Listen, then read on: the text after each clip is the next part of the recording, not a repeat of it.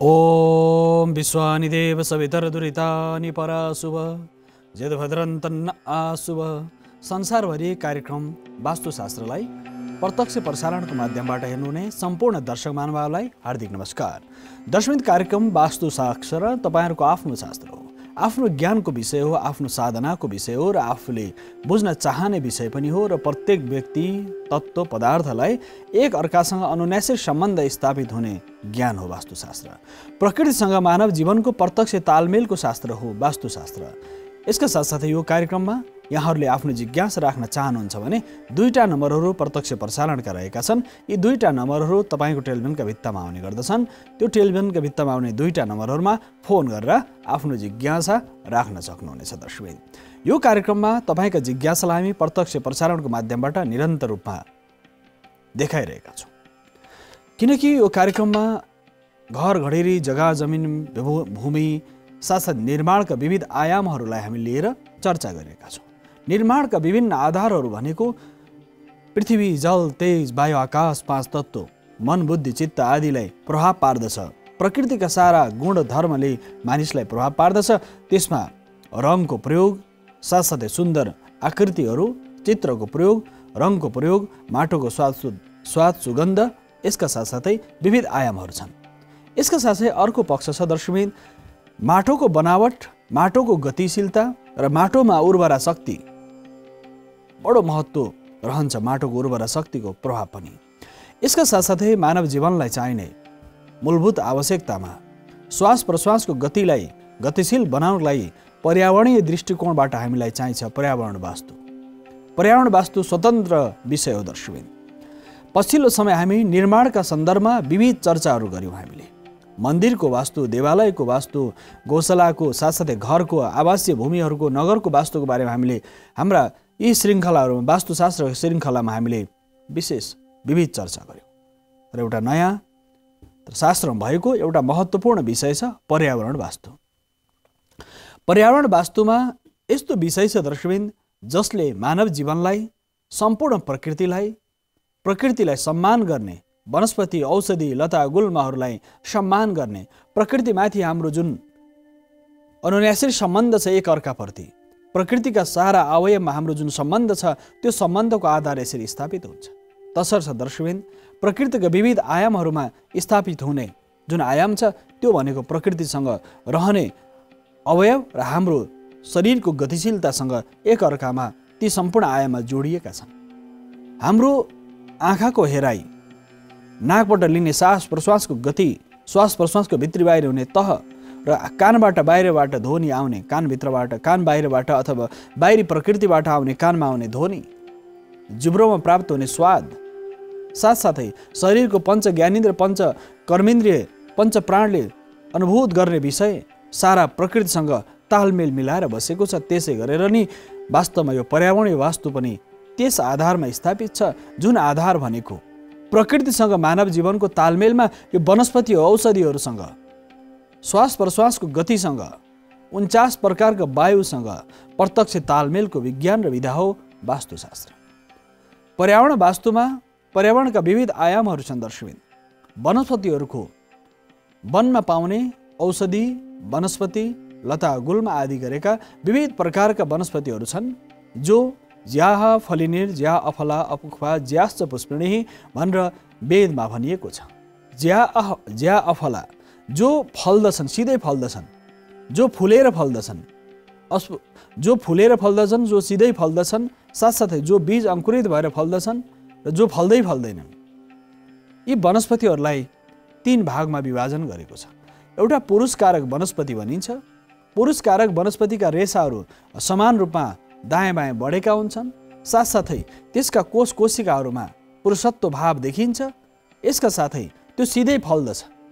बर, पिपल सामान्य फुले पनि त्यो भित्र दाना भए पनि सिधै त्यो चिचिलाबाट सिधै विस्तार हुन्छ। बेल पनि सामान्य फुल्ने देखिन्छ, तर त्यो भित्र जुन बिहा हुन्छ, जुन वनस्पतिको भित्रपट्टि बिहा हुन्छ, बेलभित्र बिहा हुन्छ, साथसाथै बरभित्र, पिपलभित्र जुन भित्र बिहा रहन्छ, त्यो पुरुषकारक वनस्पति भनिएको छ पर्यावरण वास्तुमा। जो विशाल फुलेर फेरि फल्दछ, विस्तारित हुन्छ, फूल आदि गरेका विभिन्न प्रकार फूलहरूलाई हामी हेर्छौँ फुल्दछन् र ती दाना हुँदैनन्, तिनीहरूको भित्रपट्टिको दानाको अवस्था रहन्छ, फुलभित्र नै दानाको स्थिति रहन्छ। यसका साथसाथै रेसाहरू समान रूपमा चिल्ला पातहरू हुन्छन्, त्यो स्त्रीकारक वनस्पतिहरू भनिन्छ। अर्को न फुल्छ न फल्छ, त्यसको आधार भनेको नपुंसककारक वनस्पतिहरू, 3 प्रकारका वनस्पति, पुरुषकारक, स्त्रीकारक र नपुंसककारक वनस्पतिहरू छन्। यसका साथसाथै वनस्पतिमा अर्को महत्त्वपूर्ण आयाम छ, त्यो आयाम भनेको दर्शकबिन बडो दिव्य छ। सबै प्रकारको आयामलाई चौथो प्रकारको आयाम भनेको सबै प्रकार, न त्यो फुल्दछ पनि फल्दछ पनि, कोही फुल्छ, विभिन्न प्रकारका त्यसका वनस्पतिहरूको परिवार छ। बोटानिक साइन्सले पनि आधुनिक विज्ञानले पनि कुन फ्यामिलीको बोटानिक हो, कुन परिवारको हो भनेर अहिले पछिल्लो समय वैज्ञानिकहरूले पनि कुन परिवारभित्रको त्यो वनस्पति हो त्यो परिवार छुट्याएका छन्। मानिसको परिवार गोत्रधारा भए जस्तै वनस्पतिहरूको पनि परिवार हुन्छ। उनीहरू कुन ठाउँमा पाइन्छन्, कुन क्षेत्रमा पाइन्छन्, त्यसको प्रयोग कस्तो छ, त्यसको प्रयोगबाट पर्यावरणीय दृष्टिकोणबाट त्यो क्षेत्रको प्रभाव कसरी परेको छ, यो विषयको ज्ञान पर्यावरण वास्तुमा देखिन्छ। तसर्थ पुरुषकारक, स्त्रीकारक, नपुंसककारक र मिश्रित प्रकारका वनस्पतिहरू 4 प्रकार वनस्पतिहरू छन्। त्यसमा उनीहरूको परिवारको आधार छ। परिवारको आधारबाट वनस्पतिहरूको प्रयोग, त्यसको उपयोग, रोपण, विस्तार आदि विषयमा चर्चा गरिएको छ। यसमा केही वनस्पतिहरू घरमा अनिवार्य रूपमा लाउनुपर्छ। पर्यावरणीय दृष्टिकोणले र औषधीय दृष्टिकोणले केही वनस्पतिहरू छन्। यी वनस्पतिको बारेमा यहाँको टेलिभिजनका भित्तामा केही वनस्पतिहरू आउँदैछन्, त्यसको बारेमा चर्चा गर्नेछु। दर्शक, तपाईँको घरमा यो एउटा महत्त्वपूर्ण वनस्पति छ। तपाईँले टेलिभिजनको भित्तामा हेर्न सक्नुहुन्छ। तपाईँको घरमा आउने जुन रोप्न सक्नुहुने वनस्पतिमा सबैभन्दा महत्त्वपूर्ण वनस्पति हो गुर्जो। गुर्जो यस्तो औषधि हो जसमा 100 प्रकारका रोगलाई शमन गर्ने सामर्थ्य हुन्छ। गुर्जो गिलोय भनिन्छ, गुर्जो भनिन्छ, अमृतवल्ली भनिन्छ। यो गुर्जो यति महत्त्वपूर्ण छ, यसको जरा, यसको पात, यसको हाँगा, यसका सारा आयामहरू जसले घरमा गुर्जो रोप्दछ त्यसलाई ज्वरो, रुगा, खोकी आदिको औषधि दृष्टिकोणबाट त्यो गुर्जोको पात, बोक्रा सबै रस सबै प्रयोगमा आउँछ। दर्शकबिन, यो गुर्जोको प्रयोगबाट हामीले घरमा वास्तुको दोष निवारण गर्न सक्छौँ। जसमा हड्डी, नसा, नाडीसँग सम्बन्धित जसलाई समस्या छ तिनीहरूले घरमा गुर्जो रोप्न सक्छन्। अहिले पछिल्लो समय गुर्जो रोपण, गुर्जोको प्रयोग, गुर्जोको सेवन। तर हामीले यो ध्यान दिनुपर्छ कि गुर्जो खाने भनेर सबै त्यसरी प्रयोग गर्ने होइन। गुर्जो एउटा यस्तो वनस्पति हो जसमा उसको बोक्रादेखि लिएर, जरादेखि लिएर, पातदेखि लिएर, रसदेखि लिएर सबै प्रयोग हुन्छ। त्यो औषधि गुणधर्म पनि छ त्यसमा। औषधीय गुणधर्म भएको हुनाले पर्यावरण वास्तुमा यस विषयमा चर्चा गरिएको छ। औषधीय गुणधर्म यसमा छ। यस कारणले घरको कतापट्टि गुर्जो रोप्ने त भन्दा घरको उत्तरपट्टि र पूर्वपट्टि गुर्जो रोप्न सकिन्छ। लहरा हुने वनस्पति हो यो। यसमा यति औषधीय गुण छ, यसको रेसालाई कपडा बनाउन सकिन्छ। गुर्जोको जुन रेसा निकालेर कपडा बनाउन सकिन्छ। गुर्जोको कपडा कति महत्त्वपूर्ण होला। गुर्जोको रेसाहरू निकालेर, तन्तुहरू निकालेर, रेसा निकालेर गुर्जोको वस्त्र बनाउन सकिन्छ। त्यो असाध्यै बहुमूल्य वस्त्र बन्न सक्दछ। विभिन्न प्रकार शरीरमा आउने आदि व्याधिलाई र स्किनसँग सम्बन्धित समस्याहरूलाई गुर्जोको वस्त्र बनाएर धारण गर्न सकिन्छ। साथसाथै औषधि गुणधर्म भएको हुनाले यसको प्रयोग विविध आयाममा गर्न सकिन्छ। दर्शक, त्यस कारणले घरमा वास्तुको दोष छ भनेदेखि पर्यावरणीय दृष्टिकोणले गुर्जो रोप्नुहोस्, त्यो तपाईँलाई कल्याणकारी हुन्छ। अर्को वनस्पति छ, बडो दिव्य वनस्पति छ, खैर। नेपाली परम्परामा खैर भनेको शरीरका विभिन्न अङ्ग प्रत्यङ्गहरू दुख्दाखेरि, घोच्दाखेरि, पोल्दाखेरि विभिन्न प्रकार आयाममा यो खैर भन्ने वनस्पति यति प्रभावकारी छ जसको रङ कत्ता बनाउन प्रयोग हुन्छ। साथसाथै शरीरमा सुन्दरताको लागि, लेपनको लागि प्रयोग हुन्छ। खैर पनि तपाईँले पूर्वपट्टि रोप्न सक्नुहुन्छ, दक्षिणमा रोप्न सक्नुहुन्छ, किनकि यो खैर रातो रङको हुन्छ। आग्नेय कोणमा, घरको आग्नेय कोणमा दक्षिण पूर्व कुनामा खैर रोप्न सकिन्छ। खैर यति प्रभावकारी हुन्छ जसमा औषधि गुण मात्र नभएर यसमा प्रकृतिमा रहेको विजातीय तत्त्वलाई समाप्त गर्ने, समन गर्ने सामर्थ्य रहन्छ। यसमा औषधीय गुणधर्म पनि हुन्छ। त्यो आयुर्वेद शास्त्रमा भनिएको छ, यदि खैरले शरीरको अङ्ग प्रत्यङ्ग जोड्ने, नसा नाडी दुख्दछ भनेदेखि यसको क्वाथ, बाथ इत्यादिको सबैको प्रयोग हुनसक्छ। र पर्यावरणीय दृष्टिकोणबाट र वास्तुशास्त्रीय दृष्टिकोणबाट यदि आग्नेय कोणमा वास्तुको दोष छ भने अग्निकोणमा खैर रोप्ने। खैरका साथसाथै दाडिम भनेर भनिन्छ। त्यो अनार, रातो फल्ने फुल्ने वनस्पतिहरू आग्नेय कोणमा रोप्यो भने अग्निको रङ रातो प्रज्वलित छ। त्यस कारणले गर्दा पर्यावरणीय दृष्टिकोणबाट पनि वास्तुमा अग्नेय कोणमा अग्निसँग सम्बन्धित कार्य जहाँ गरिन्छ त्यहाँदेखि कुनै पनि दोष छ वास्तुको, त्यो अग्निकोण काटिएको छ। अग्निकोण पानीको स्रोतहरू नचाहिएर पनि राख्नुपर्ने बाध्यता छ, धारोहरू छ भने त्यसमा खैर रोप्नाले गर्दा त्यसको असर कम भएर जान्छ। यसको साथसाथै वनस्पतिमा एउटा महत्त्वपूर्ण वनस्पति छ, त्यो हामीले नेपाली परम्परामा पूजामा उपासना साधनामा प्रयोग गर्ने वनस्पति एउटा मौलश्री भनेर भनिन्छ। दर्शक, मौलश्री नेपालमा पाइने यो रैथाने वनस्पति हो।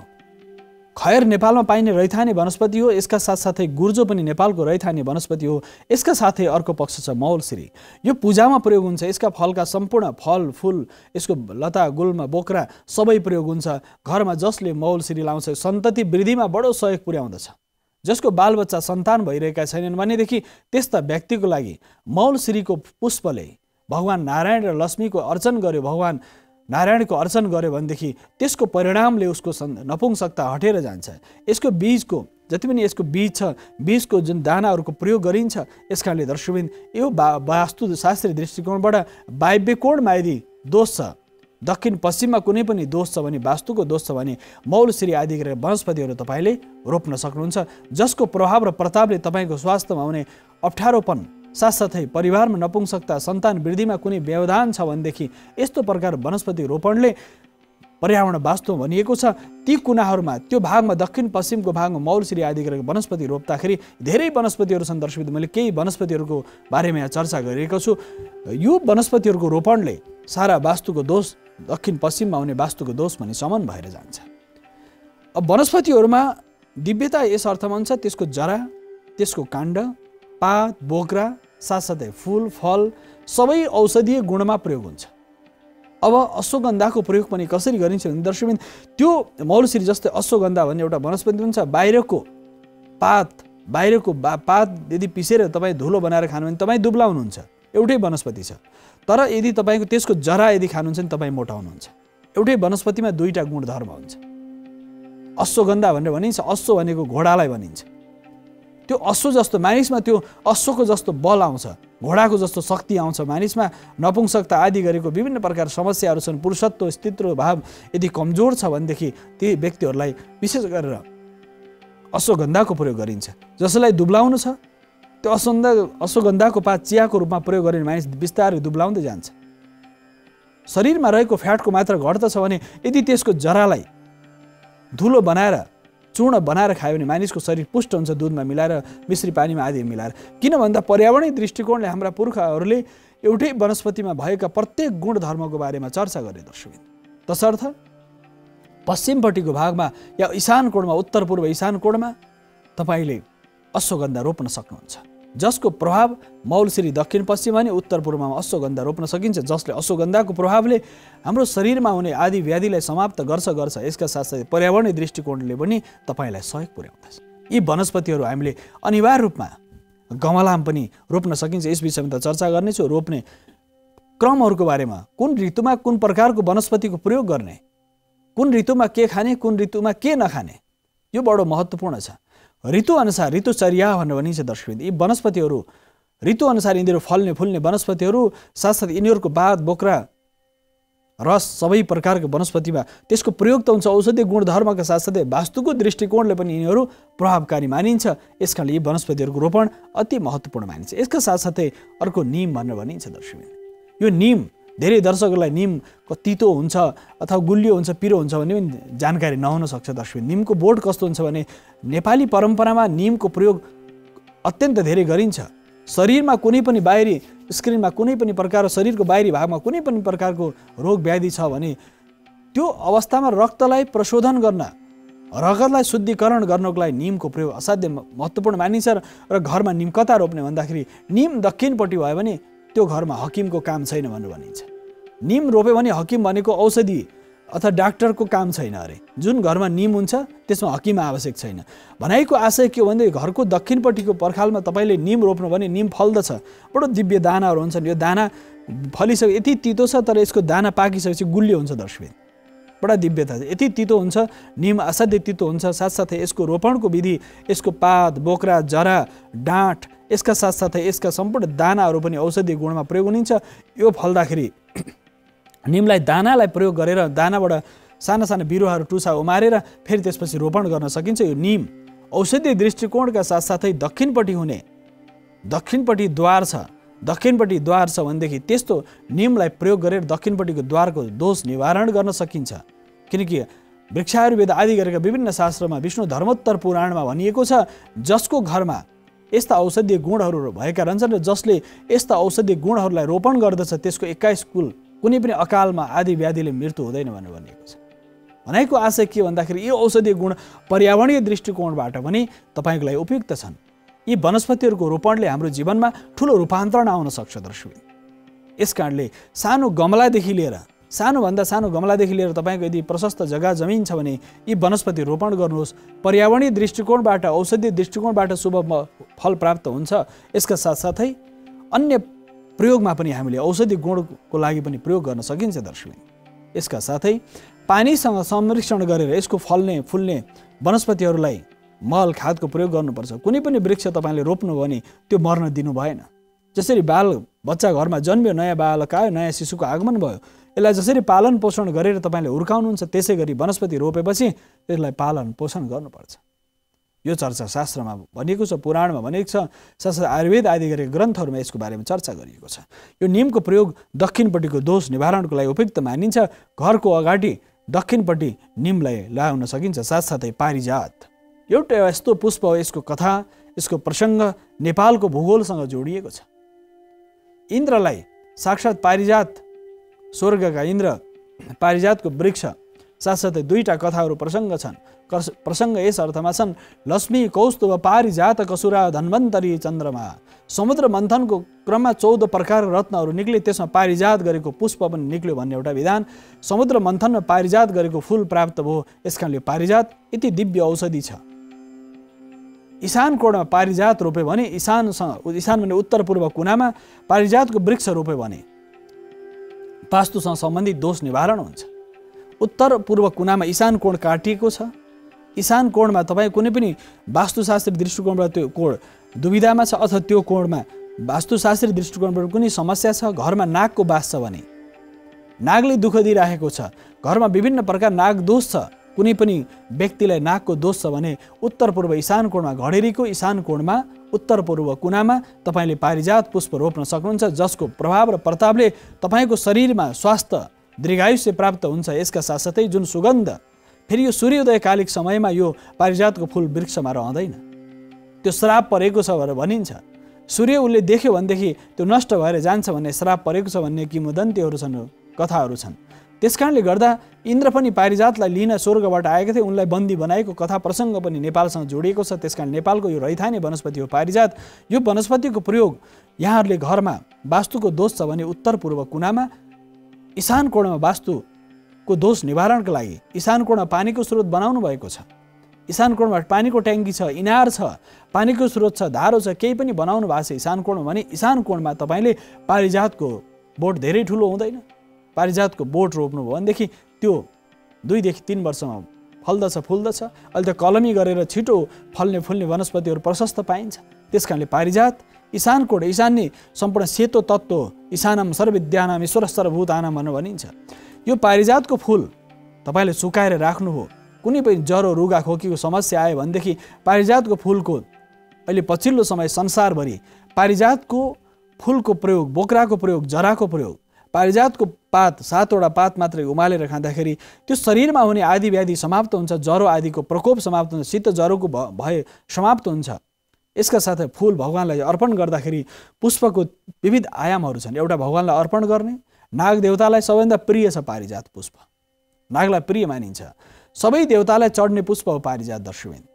त्यसकारणले पारिजात पुष्प यो 14 रत्न जस्तै यो पारिजात पुष्प ईशान कोणमा रोप्ने, यसको प्रभाव र परिणामले ईशान कोणमा भएको वास्तुदोष पानीको सतह स्वच्छ बनाउँदछ, हावालाई सुगन्धित बनाउँदछ।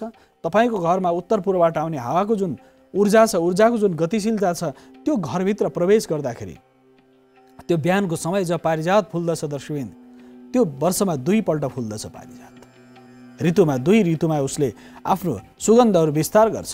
वर्षा ऋतुको समय र साथसाथै यो वसन्त ग्रीष्मको समयमा फुल्ने गर्दछ। कोही पारिजात 4 ऋतुहरूमा फुल्छन् भनेर भनिएको छ शास्त्रमा। तसर्थ सबै ऋतुमा फुल्ने र साथसाथै सधैँ अजर अमर देखिने जुन पुष्प छ, त्यो पुष्पमा यति गुणधर्म छ जसले वास्तुको दोष निवारण गर्नलाई सहयोग पुर्याउँदछ। साथसाथै पारिजातको प्रयोगबाट गुणधर्म, त्यसको औषधि गुणधर्म त आयुर्वेदका वनस्पति शास्त्रका विभिन्न विज्ञहरूले बताउने नै छन्। तर पनि हाम्रो जुन पर्यावरण वास्तुमा यसको प्रयोगबाट पनि सारा आयामहरू छन् दर्शकवृन्द। तसर्थ पारिजातको प्रयोग पनि शुभ र मङ्गलकारी मानिन्छ। यदि तपाईँको इशान कोणमा ठाउँ छैन भनेदेखि पूर्वपट्टिको र उत्तरपट्टि कुनै पनि भागमा तपाईँले पारिजात रोप्न सक्नुहुन्छ। यदि कसैलाई चिन्ता भयो घरमा तपाईँ दक्षिणपट्टि पारिजात छ, अब त्यसलाई उखेलेर उता सार्ने के गर्ने, दुविधा नराख्नुहोस्। घरको कुनै पनि कुनामा राख्ने मूल स्थान भनेको पूर्व या उत्तर हो। पारिजातको प्रयोग, पारिजातको वनस्पतिलाई रोप्ने, यदि तपाईँको घरमा दक्षिण या पश्चिममा पारिजात रोपिएको छ भने त्यो पनि कल्याणकारी नै हुन्छ।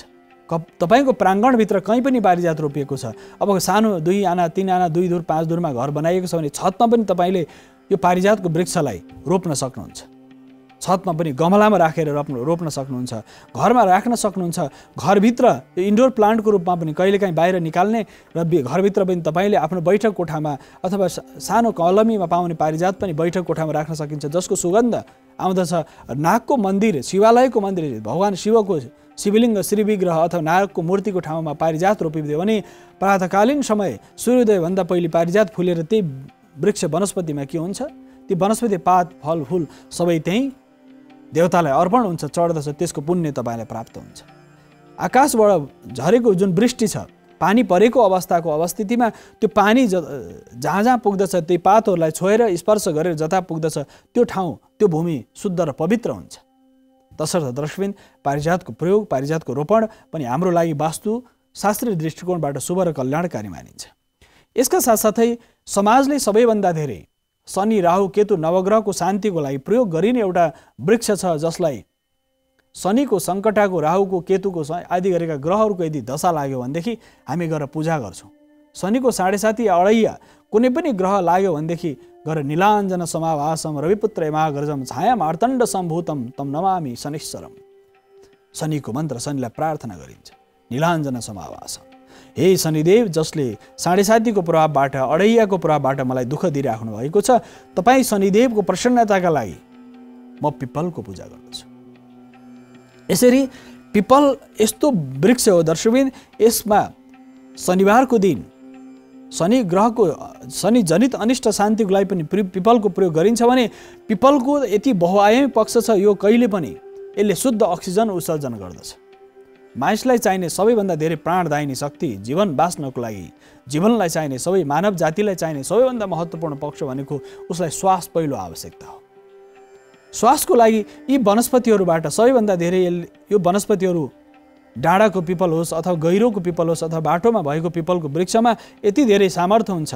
हामीले त्यहाँ गएर आनन्दपूर्वक त्यहाँ त्यो पिपलको वृक्षमा बसेर ध्यान, योग, तपस्या गर्छौँ। भगवान बुद्ध पनि कहाँ बस्नुभयो भन्दा भगवान बुद्धले पिपलको फेद मुनि बसेर संसारलाई ज्ञान दिनुभयो। हाम्रा ऋषि महर्षिले 28,000 ऋषिहरूले गुरुकुल कहाँ चलाउँथ्यो भने पिपलको वृक्ष मुनि किन चलाउँथ्यो भने त्यहाँ शुद्ध अक्सिजन आउँथ्यो, शुद्ध प्राणदायिनी ऊर्जा हुन्थ्यो। यसकारणले पिपलको फेद मुनि बसेर ज्ञान प्राप्त हुने, साधना गर्ने, जप गर्ने, तप गर्ने, ग्रह शान्तिको लागि पिपलको जरामा पानी चढाउने सारा आयामहरू छन्। साथसाथै यसको बर र पिपलको जुन आयाम छ, बर पिपललाई रोपेर विवाह गराउने क्रम छ। यसको पातको प्रयोग पनि ओमकारको जस्तो हुन्छ।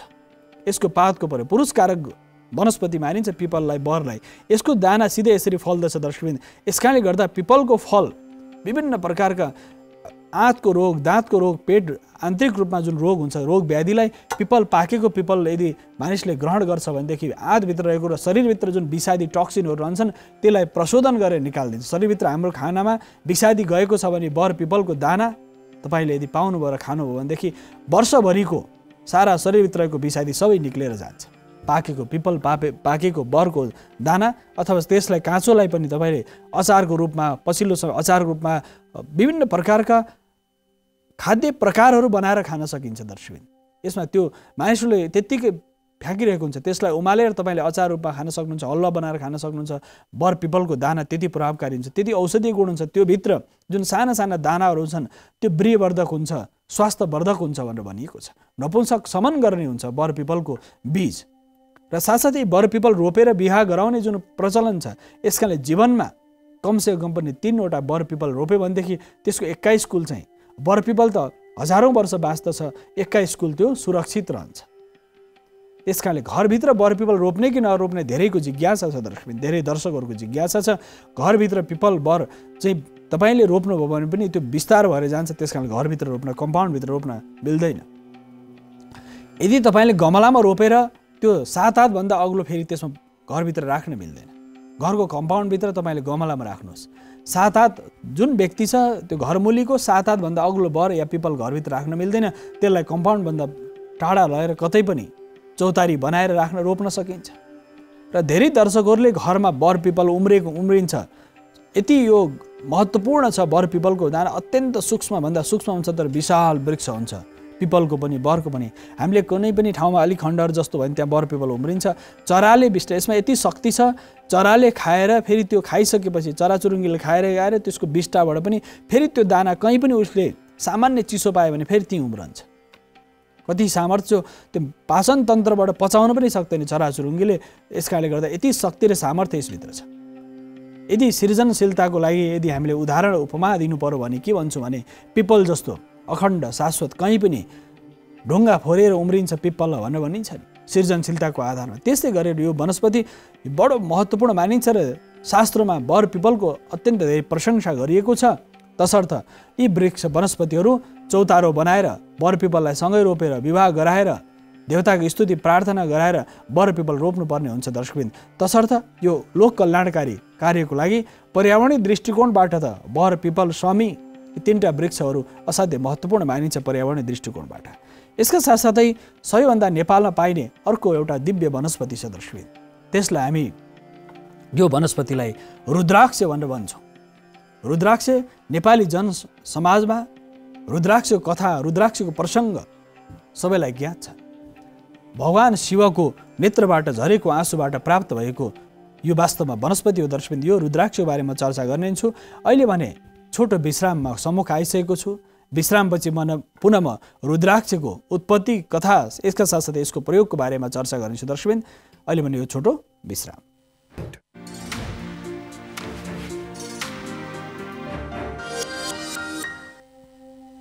दर्शकबिन पुनः स्वागत छ कार्यक्रम वास्तुशास्त्रमा। हामी वास्तुशास्त्रमा पर्यावरण वास्तुको बारेमा चर्चा गरिएको छौँ। अहिले रुद्राक्षको सन्दर्भमा चर्चा गर्दा रुद्राक्ष भगवान शिव कैलाशमा दिव्य आनन्दपूर्वक ध्यान गरेर जब उठ्नुभयो, उठ्न बित्तिकै उहाँको आँखाबाट 2 थोपा आँसु धरतीमा झरे। ती 2 थोपा आँसु झर्दाखेरि जुन त्यो आँसुबाट उत्पन्न भएको वृक्ष भनिन्छ, असाध्य दिव्य मानिन्छ, त्यो आँसुबाट दिव्य वनस्पति उत्पन्न भयो। त्यो सारा हिमाली क्षेत्रमा, शैव क्षेत्रमा, हिमवत खण्ड, केदार खण्ड, मानस खण्डमा यो व्यापक विस्तार भयो यो वनस्पति। त्यो वनस्पति हो रुद्राक्ष। रुद्र भनेको भगवान शिव, अक्ष भनेको आँखा, रुद्राक्ष रुद्रको अक्षबाट झरेको आँसुबाट उत्पन्न भएको बीज रुद्राक्ष शिवको कृपाबाट। र रुद्राक्षको प्रयोग पनि घरको उत्तरपट्टि, पश्चिमपट्टि, दक्षिणपट्टि पुरै जता पनि रोप्न सकिन्छ।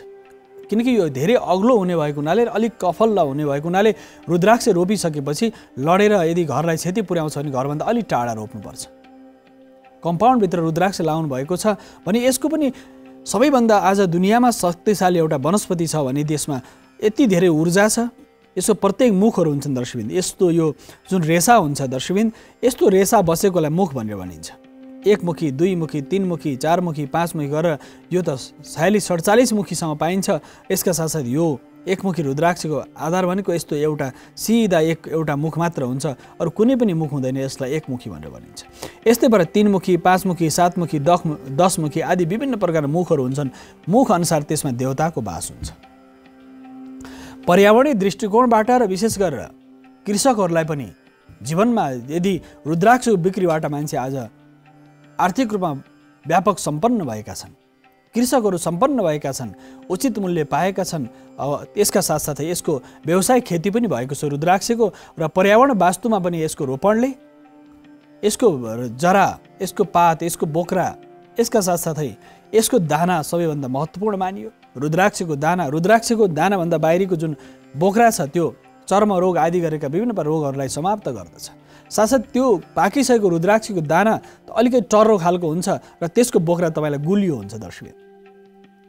टर्रो हुन्छ यसको काँचोको भावमा, र जब यसको विस्तारित अवस्था हुन्छ, पाक्दछ रुद्राक्ष, पाकिसकेपछि यसको बोक्रा गुलियो हुन्छ, रातो हुन्छ, कालो हुँदै जान्छ, हरियोबाट बिस्तार बिस्तार रातो हुँदै कालो हुन्छ र त्यो निलो रूपमा देखा पर्छ बोक्रा चाहिँ। अन्तिममा जब सम्पूर्ण पाकिसकेपछि निलो हुन्छ, नीलकण्ठ भगवानका विशेष स्वरूप जस्तो देखिन्छ। तसर्थ रुद्राक्षलाई मुखको आधारमा एकमुखी, दुईमुखी, तीनमुखीको सारा आयाम छ। एकमुखी साक्षात् शिवको प्रतीक मानिन्छ। यसकारण यो दुर्लभ छ, प्राप्त हुँदैन। 12 वर्षमा पुष्य नक्षत्रमा आकाशबाट झरेको जुन पानी जुन फुलमा पर्दछ त्यहाँ एकमुखी रुद्राक्ष विस्तार हुन्छ भनेर भनिएको छ। त्यो विस्तारित रुद्राक्ष कि आकाशतिर जान्छ कि धरतीतिर त्यो गायब हुन्छ, त्यो प्राप्त गर्दैन आम मानिसले।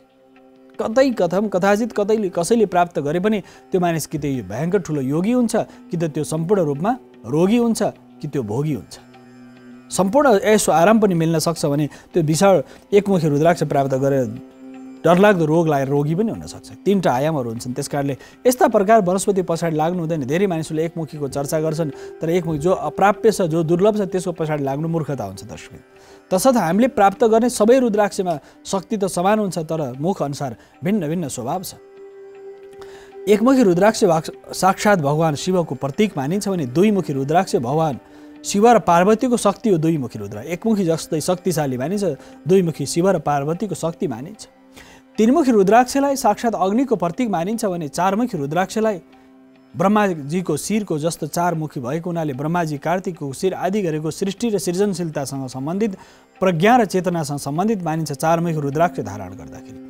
5 मुखी रुद्राक्षलाई साक्षात् 5 तत्त्व पृथ्वी, जल, तेज, वायु, आकाश र घरमा यदि वास्तु दोष छ भनेदेखि 5 मुखी रुद्राक्षको माला तपाईँले घरको गेटमा दायाँ बायाँपट्टि, भित्री गेटमा, घर बाहिरी कम्पाउन्ड गेट अनि भित्री गेटमा दायाँ बायाँ तपाईँले झुन्डाइदिनुहोस्।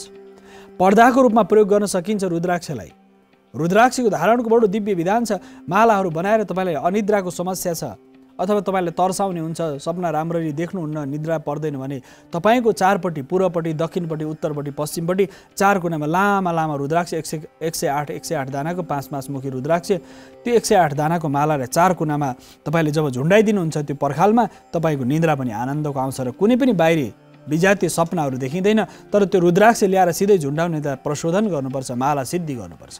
माला सिद्धि गर्दाखेरि त्यो रुद्राक्ष पहिले पञ्चामृतले स्नान गराउने, जलले स्नान गराउने, माम माले महामाये सर्वशक्ति स्वरूपिणी भनेर पूजा गरेर त्यसपछि बल्ल जुनाउनुहोस्।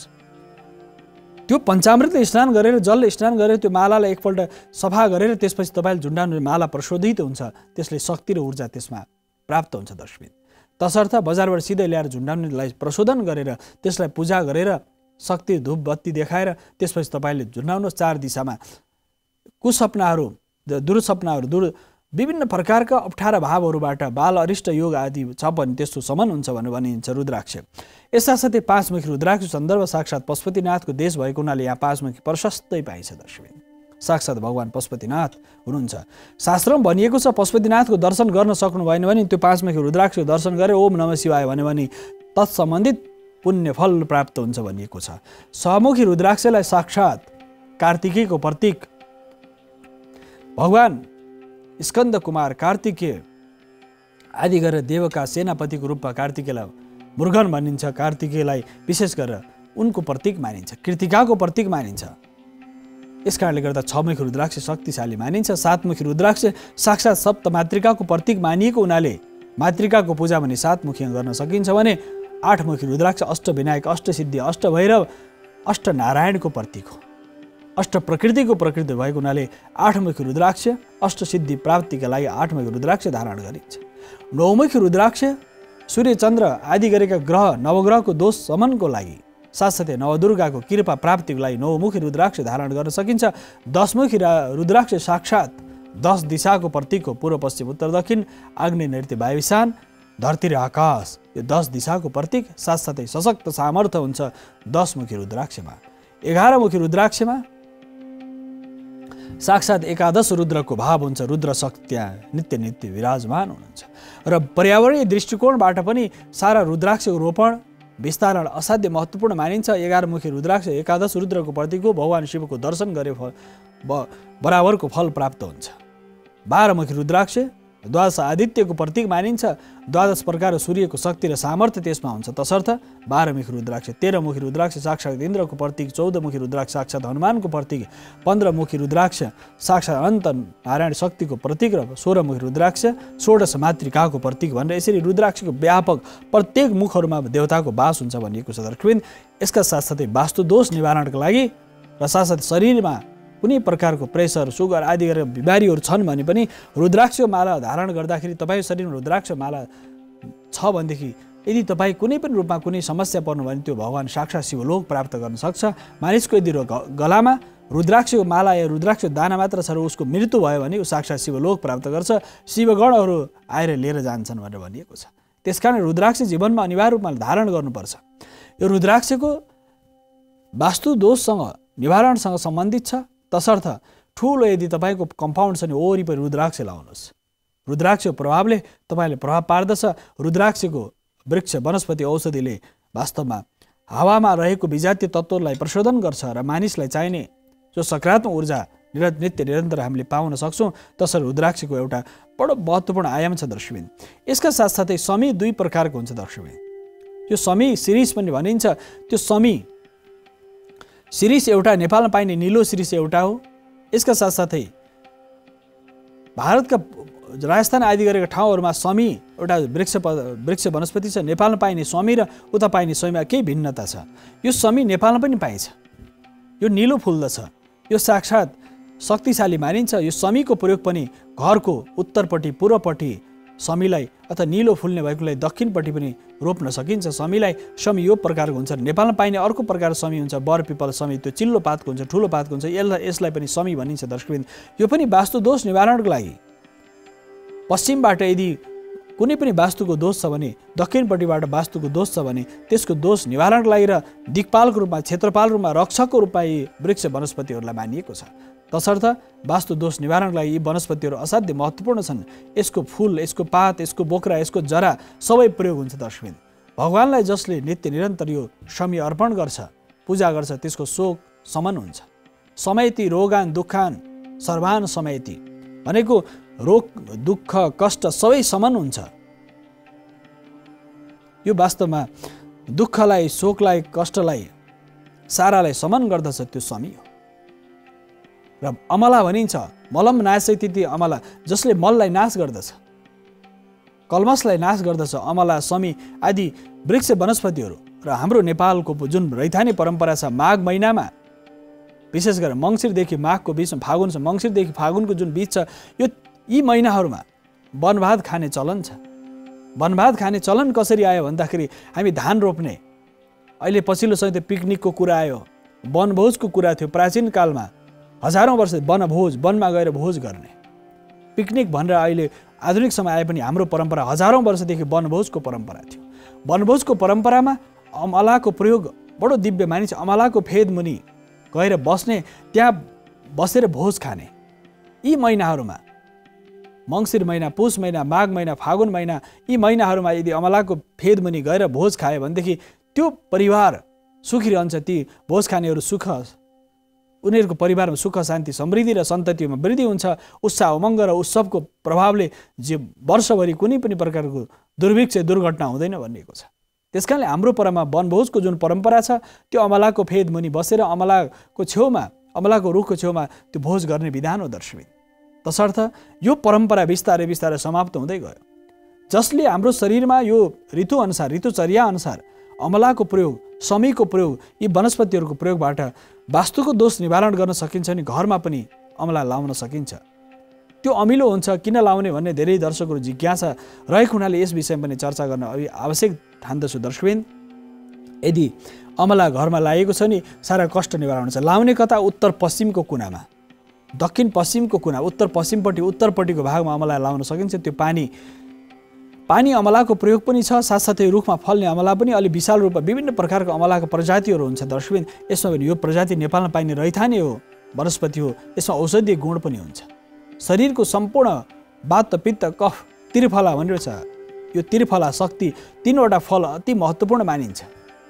हर्रो, बर्रो र अमला, यी यी तीनटा वनस्पतिहरूले त्रिफला भनिन्छ। त्रिफला अमृत समान हुन् भनेर भनिएको छ। यी वनस्पतिहरू प्रयोग गर्न सकिन्छ, रोपण गर्न सकिन्छ। वास्तुशास्त्रीय दृष्टिकोणबाट वास्तुको दोष निवारण गर्नलाई उपयुक्त मानिन्छ। यसका साथसाथै सबैभन्दा प्रयोग भएका वनस्पतिहरूमा तुलसीको प्रयोग, हामीले विशेष गरेर कार्तिकको ठुली एकादशीको दिन हामीले तुलसी रोपण गर्छौँ। साथसाथै हरिबोधनी एकादशी चतुर्मासाभरि तुलसीको सेवा गर्ने, तुलसीको पूजा गर्ने। तुलसीका 100 प्रकारका प्रजातिहरू छन् दुनियाँमा दर्शविद। 100 प्रकारका प्रजातिहरूमा नेपालमा पाइने सेतो तुलसी, कालो तुलसी, नीलो तुलसी, तुलसीका विभिन्न आयामहरू छन्।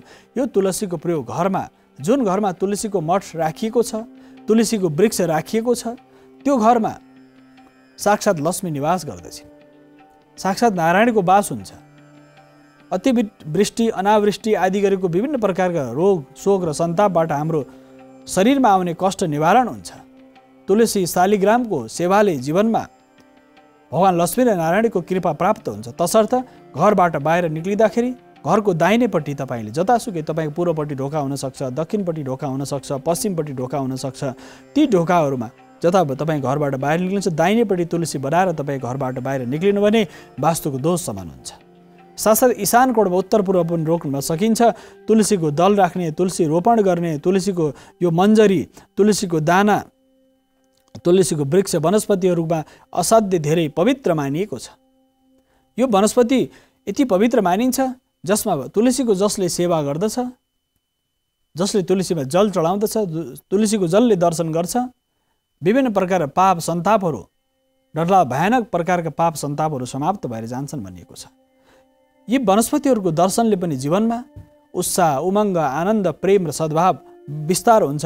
वास्तुको दोष निवारणको लागि पनि यदि तपाईँको फ्याक्ट्री छ, ठुलो फ्याक्ट्री, कल कारखाना छ भने वरिपरि सक्नुहुन्छ भने तुलसी रोपिदिनुहोस्, तुलसीको उद्यान बनाउनुहोस्। ठुलो ठुलो कल कारखाना फ्याक्ट्री नचलेर परेशानी छ, दुःख छ, कष्ट छ, फ्याक्ट्री चलिरहेको छैन, मेसिनले बारम्बार दुःख दिइरहेको छ भने तपाईँले कमसेकम त्यो फ्याक्ट्रीको उत्तर पूर्व कुनामा प्रशस्त ठाउँ छ भने त्यहाँ तुलसी, पारिजात, गुर्जो, दुबो आदि गरेका वनस्पति रोप्नुहोस्। त्यो त्यसको सकारात्मक ऊर्जाले त्यो भूमिलाई पवित्र र शुद्ध गर्दछ। आकाशबाट झरेको जुन वर्षा हुन्छ, पानी पर्दाखेरिको जुन विस्तार स्वरूप हुन्छ, तुलसीमा परेको पानी जब फैलिन्छ तपाईँको त्यो क्षेत्रमा, कल कारखाना होस्, घरभित्र होस्, त्यो पानी जता जता जान्छ, तुलसीको पातलाई छोएर, मन्जरीलाई छोएर जता जता पानी विस्तारित हुन्छ, त्यो सम्पूर्ण भूमि शुद्ध र पवित्र हुन्छ। त्यसकारणले दर्शकवृन्द, कुनै पनि कार्य सिद्ध गर्नलाई साधकहरूको लागि तुलसी असाध्य महत्त्वपूर्ण मानिन्छ। तुलसीको माला ग्रहण गर्न सकिन्छ। तुलसीको काँडा पछिल्लो समय यो महामारी आएपछि तुलसी पानी खाने, तुलसीको काँडा खाने, तुलसीको चियाको प्रयोग असाध्य धेरै बढेर गएको छ। किनकि यसमा कफ समन गर्ने सामर्थ्य हुन्छ। यसमा कफ, सास, बात, पित्त, कफलाई समन गर्छ। कफलाई समन गर्ने सामर्थ्य यसमा भएको हुनाले, औषधि गुणधर्म भएको वनस्पति भएको हुनाले यसलाई पूजनीय मानियो। सारा हिन्दू सनातन संस्कृतिको उपासकहरूले यसलाई पूजनीय मानेका छन्। यसको मूल कारण संस्कार सबैले यसलाई उपयोग गरेका छन्। तर हाम्रा पुर्खाहरूले तुलसीको गुणधर्मको बारेमा आयुर्वेदमा, धर्मशास्त्रमा, पुराणहरूमा व्याख्या गरेको छ र मुक्त कण्ठले हाम्रा ऋषि महर्षिहरूले स्तुति र प्रार्थना गरेका छन्। तुलसी तु जगन्माता, तुलसी तु जगन्मिता भनेर भनिएको छ। तुलसीलाई साक्षात् आमाको संज्ञा दिएको छ। किनकि आमाले जसरी आफ्ना बालबच्चालाई विस्तार गर्दछिन् त्यसै गरेर वास्तुशास्त्रमा पनि तुलसी रोपणले पनि वास्तुको दोष निवारण गर्न सकिन्छ। दर्शक, तुलसी महत्त्वपूर्ण वनस्पति छ। तुलसीको विवाह गर्ने शालिग्राम दामोदर भगवानसँग तुलसीको विवाह गर्ने विधान, यो दिव्य विधान छ। जब मानिसको विवाहको, मानिसले, मैले विशेष गरेर युरोपतिरको यात्रामा एकजना विदेशी मित्रलाई भने हाम्रोतिर त, तिम्रोतिर त विवाहको पद्धति के छ कसो छ मलाई त्यति जानकारी छैन, तर हाम्रोतिर त रुखको पनि विवाह हुन्छ भनेको ऊ त छक्क पर्यो। प्रोफेसर हुनुहुन्थ्यो उहाँले रुखको पनि विवाह हुन्छ, कहीँ असम्भव कुरा होइन। हाम्रो बर पिपलको विवाह हुन्छ, तुलसी र दामोदरको विवाह हुन्छ, दामोदर भगवान नारायणको विवाह हुँदाखेरि त त्यो म्यारिज कसरी हुन्छ? अद्भुत। उहाँ एकदम आश्चर्यचकित हुनुभयो। र हाम्रो परम्परा हजार वर्षदेखि मानिसको विवाह मात्र होइन, विवाह त कल्याणकारी छ। परिवार वृद्धिको लागि, सन्तान वृद्धिको लागि, सुख शान्तिको लागि, मानव जातिलाई अगाडि बढाउनको लागि त विवाहको प्रचलन 16 संस्कार, 42 प्रकार संस्कार, गर्भाधानदेखि अन्त्येष्टि संस्कारसम्म सारा संस्कारहरू सनातन वैदिक परम्पराका यी विज्ञानसम्मत संस्कारहरू छन्। यो संस्कारभित्र पनि तुलसीको विवाह, बर पिपलको विवाह, यिनीहरूको पूजा यो अद्भुत छ, आश्चर्य लाग्छ दुनियाँलाई। किन त्यो पूजा किन आवश्यक छ? त्यो घरभित्र, घरको कम्पाउन्डभित्र पर्यावरणीय दृष्टिकोणबाट यस्ता वनस्पतिहरू किन रोपण गरिँदैछ भन्दा यी वनस्पतिहरूले पर्यावरणीय दृष्टिकोणले यो वायुलाई शुद्ध गर्छन्, हावालाई शुद्ध गर्छन्, परिष्कृत गर्दछन् भने औषधि गुणधर्म रहेको हुनाले पनि हाम्रा पूर्वजहरूले, ऋषि महर्षिहरूले पूजा गर्ने, जल चढाउने, त्यसको छेउमा गएर बस्दाखेरि पनि कोही मानिस प्राचीन कालमा अक्सिजनको जुन मेसिनको विकास नहुँदाखेरि कोही मानिस घरमा मर्न आँट्यो, अन्त्येष्टि अवस्थामा गयो, उसको शरीरका नाडी अङ्ग प्रत्यङ्गहरू बिस्तारै कमजोर भयो भने गोबरले लिपेर सिधै तुलसीको मोठमा लगेर मानिसलाई सुताइन्थ्यो। त्यसको विज्ञान के हो भन्दा तुलसीले सबैभन्दा धेरै अक्सिजन दिने भएको हुनाले मानिसलाई त्यहाँ सुताइन्थ्यो। त्यसपछि तुलसीको बोटबाट प्राप्त हुने जुन शुद्ध अक्सिजनले उसको श्वास प्रश्वासलाई सहज रूपमा श्वास प्रश्वास गर्न सहज हुन्थ्यो। त्यस कारणले गर्दा तुलसीको मठको फेदमा लगेर त्यो मरणासन्न बिमारीलाई त्यहाँ राखिन्थ्यो। कोही मानिसहरू तुलसीको मठमा राखेर सुताएर फेरि घरतिर फर्किन्थ्यो, जीवित हुन सक्थ्यो। धेरै यस्ता प्रसङ्गहरू छन्। तुलसीको मठमा गोबरले लिपेर सुताइसकेपछि फेरि मानिस चाहिँ बिस्तारै बिस्तारै बिमारी ठिक भएर फेरि आफू स्वस्थ भएका प्रसङ्गहरू हामी प्रशस्त सुन्न सक्छौँ। तसर्थ हाम्रो सनातन संस्कृतिमा जन्मदेखि मृत्युसम्म तुलसीको प्रयोग गरिन्छ दर्शकवृन्द। तसर्थ तुलसी असाध्य औषधि गुणधर्म भएको वनस्पति मानिन्छ पर्यावरणीय दृष्टिकोणबाट पनि। यसका साथसाथै वैजयन्ती पुष्प उत्तरमा रोप्ने विधान छ। उत्तरपट्टि कुबेरको स्थान मानिन्छ। साक्षात घरमा कुबेरको स्थान यदि छ भने उत्तरपट्टि छ कुबेरको स्थान। भगवान कुबेर त्यहाँ नित्य निरन्तर विराजमान हुनुहुन्छ। त्यस कारण कुबेर भगवानलाई त्यहाँ विराजमान गराइएको हुन्छ दर्शकवृन्द। तसर्थ कुबेरलाई हामी उत्तरपट्टि मान्छौँ। घरमा गरगहनाहरू, कुनै पनि सामग्रीहरू यदि हामीले भण्डारण गर्नु पर्यो, राख्नु पर्यो, धन पैसा राख्नु भने उत्तरपट्टि गर्छौँ। यो वैजयन्ती पुष्प असाध्य महत्त्वपूर्ण मानिन्छ। यो पुष्पको प्रयोगबाट, वैजयन्ती पुष्पको प्रयोग, यो जुन दानाको प्रयोग छ दर्शकवृन्द, यो वैजयन्ती जुन पुष्प छ यो दानाको प्रयोगबाट हामीले वैजयन्ती माला भगवान नारायणलाई चढ्दछ। यो दानाको प्रयोग असाध्य दिव्य मानिन्छ। भगवान गणेशलाई, भगवान नारायणलाई, विविध देवताहरूलाई चढ्दछ। वैजयन्ती पुष्पले हाम्रो जीवनमा, शरीरमा कुनै पनि विजातीय तत्त्व छ भने वैजयन्तीको माला यदि ग्रहण गर्यो भनेदेखि मानिसलाई के हुन्छ भने त्यसको नकारात्मक असर पनि बिस्तारै बिस्तारै कम भएर जान्छ दर्शकवृन्द। यसका साथै वैजयन्तीको प्रयोग पनि एउटा दिव्य मानिन्छ, दिव्य आभा र तेज भएको मानिन्छ। वैजयन्तीको प्रयोग पनि हाम्रो जीवनमा अति महत्त्वपूर्ण मानिन्छ। तसर्थ देवताको पूजा गर्दा, उपासना गर्दाखेरि वैजयन्तीको प्रयोग गरिन्छ दर्शकवृन्द। यसका साथसाथै मानव जीवनमा यी वनस्पतिहरूको दर्शन, रोपण र साथसाथै यसका सारा आयाममा अर्को एउटा वनस्पति छ दर्शकवृन्द, वैजयन्तीको साथसाथै धतुरो। धतुरो भगवान शिवलाई चढ्दछ भने औषधीय गुणधर्म भएको पनि मानिन्छ। रुद्राक्ष भयो, धतुरो भयो। विष्णु धर्मोत्तर पुराणमा भनिएको छ, पुराणमा यो चर्चा गरिएको छ कि जुन ईशान कोणमा यदि तपाईँको वास्तुको दोष छ भने धतुरो रोपिदिनुहोस्, भगवान साक्षात् शिवको वास हुन्छ भनिन्छ। धतुरोको दाना, धतुरोको फुल, धतुरोको सारा औषधीय गुणधर्म भएको हुन्छ। यस कारणले प्राचीन समयमा यदि कसैलाई शल्यक्रिया गर्नुभयो भने धतुरो र गाँजा खुवाएर उसलाई बेहोस बनाइन्थ्यो। त्यसो उसको शरीर शून्य हुन्थ्यो। त्यसपछि उसलाई शरीरमा सर्जरीको प्रयोग गरिन्छ। जब एनेस्थेसियाको विकास भएन त्यति बेला धतुरो औषधीय गुणमा प्रयोग गरिन्छ दर्शकवृन्द। तसर्थ धतुरो रोप्दाखेरि उत्तर पूर्वमा रोप्ने। घरभित्र भने घरको कम्पाउन्डभित्र, घरभित्र रोप्न मिल्दैन। घरको कम्पाउन्डमा तपाईँले ईशान कोणमा यदि जग्गा खाली छ भने उत्तरपट्टि र ईशान कोणमा धतुरो रोप्नु भने वास्तुको दोष निवारण हुन्छ। धतुरोका विभिन्न प्रजातिहरू हुन्छन्। यसमा प्रशस्त औषधीय गुणधर्म हुन्छ। यसमा विषादी पनि मानिन्छ। यो महाविष पनि भनिएको छ शास्त्रमा।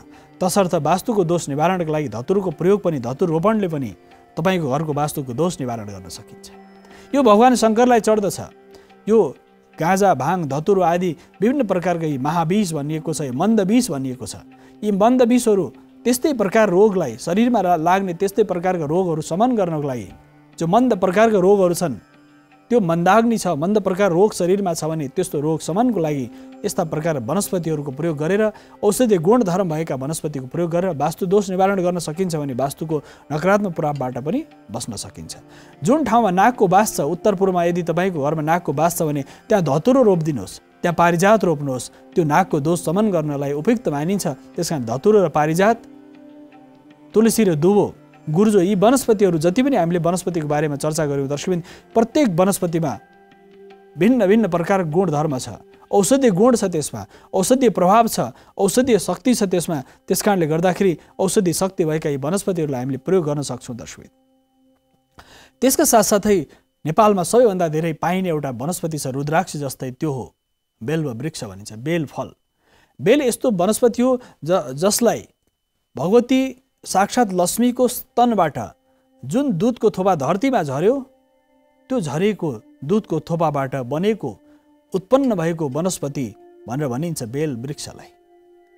बेल यस्तो वृक्ष हो जसले भगवान शङ्करलाई बेलको फल, बेलको फूल, बेलको सारा प्रयोगहरू भगवान शङ्करलाई चढाइन्छ भने यसको पात, बोक्रा, जरा सबै प्रयोग हुन्छ। साथसाथ बेलको रसको प्रयोग, यस बेलको दानाको प्रयोग, बेल वृक्षको प्रयोग र त्रिशूल जस्तो यो आकारको जुन बेल वृक्ष छ, बेलको पात छ, भगवान शङ्करलाई चढाइन्छ किनकि त्रिशूलधारी भगवानलाई बेल असाध्य प्रिय छ। औषधीय गुण धर्म भएको हुनाले यो बेल वृक्षलाई कता रोप्ने भन्दाखेरि उत्तर र पश्चिमपट्टिको भागमा, घरको पश्चिमपट्टि भागमा बेललाई रोप्न सकिन्छ।